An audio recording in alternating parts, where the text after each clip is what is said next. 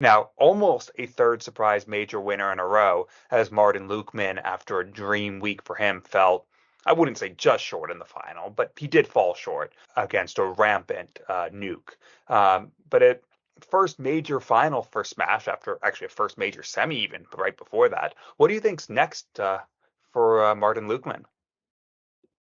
Yeah, what a run it was for Martin Lukeman. And I didn't post too much about it on social media, but I was fortunate to receive a ticket to the final day in Wolverhampton on Sunday, thanks to one of Martin's sponsors' mission. Shout out to Daryl Fitton and Gary Taylor for looking after me. And for the semi-finals, we were sat next to some of Martin's friends from the estate that he grew up in, and they were loving the experience being there to watch him win that semi-final against Mickey Mansell and get through to a major final. And yeah, the run ended very abruptly. When you look at the total playing time in that final, less than 35 minutes, Luke Littler tore him apart 16-3, and those 15 legs in a row from 2-0 down to go 15-2 up. But being in the arena, one of the biggest cheers of the final was when Martin Lukeman won that third leg and ended that 15 leg winning run from Littler. It was a lovely moment for him to get that reaction from the crowd, because for the most part, once Luke Littler pulled away in those first 10 legs, it was a very quiet atmosphere for a major final, and it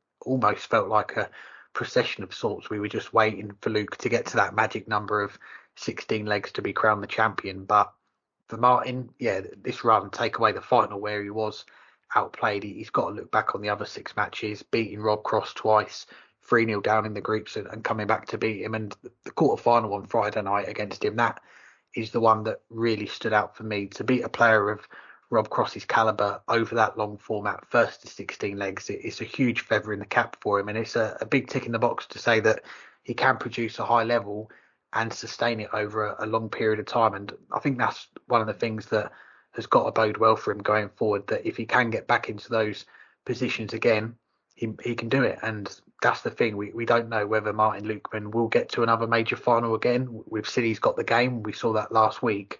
But the depth in the PDC nowadays, it's only going to get stronger. So there's no guarantees anymore that once you make your first major final, the second, the third, and the fourth are going to follow. But I think one of Martin Lukeman's biggest strengths is that determination and battling through difficult moments. You look back to 2021 when he won back his tour card, he won less than 10 grand all season. The next year, he's playing at the World Match Play, reaching the quarterfinals of the World Grand Prix. And we've seen it before.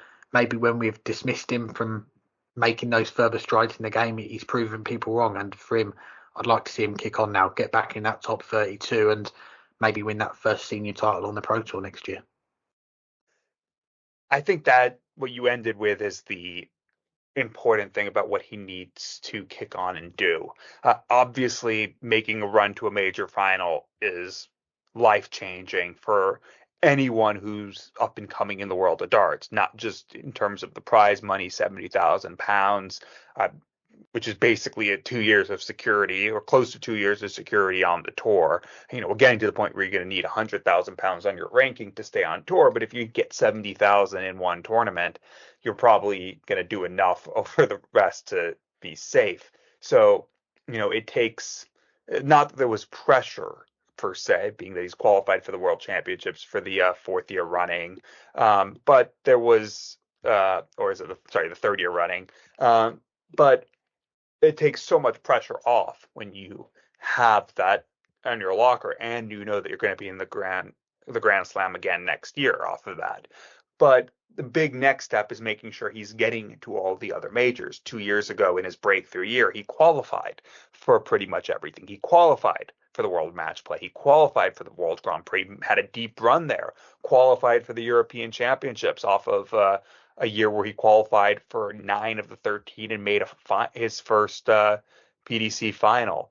Since that, though, he hasn't qualified in the last 2 years for any of those three events. The only thing he had qualified for was the World Championships and the Players' Championship finals. Obviously, everyone gets to the UK Open as a tour card holder, so you don't qualify for that. He hasn't qualified for anything else until this year when he won through the qualifiers. That said, he's been getting back, moving in the direction of where he was on that breakthrough year 2 years ago. He's 41st in averages in Players' Championship events this year. That's not world breaking, but it's pretty darn good. If you think 32 players are getting to those prestigious majors, the Europeans, the players, sorry, the World Match Play, the World Grand Prix, 41st means you're right in that race to try to steal one of those spots if your performance levels are turning into prize money.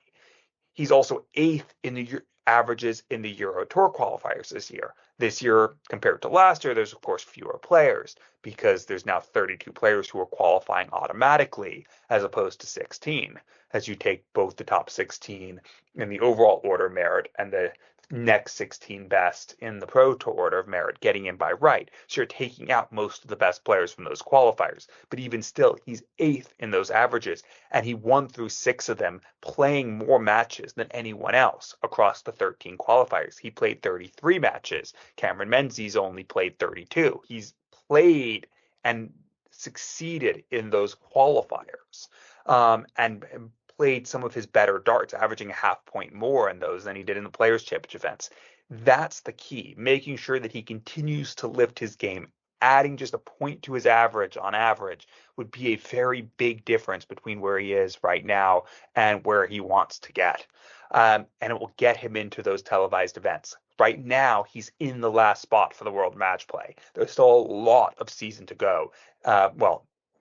Next season, I should say. There's a lot of next season to go before that cutoff. And taking those forms from those European Tour qualifiers and duplicating them next year will make sure that he stays in that race to get back to Blackpool. And it'll put him in good stead as the year goes on to get to the European Championships and to get back into the World Grand Prix as well. Winning a title will help as well. This past week has shown both the world and probably himself that he can win titles. He can go deep in tournaments. If you can do it on the big stage over best of 31 legs, you can do it in a pro tour and over best of 11. And that's the next step, is to keep on trucking, keep on climbing the rankings, and keep on improving, because that's how you're going to get back and put yourself in the position to duplicate that again.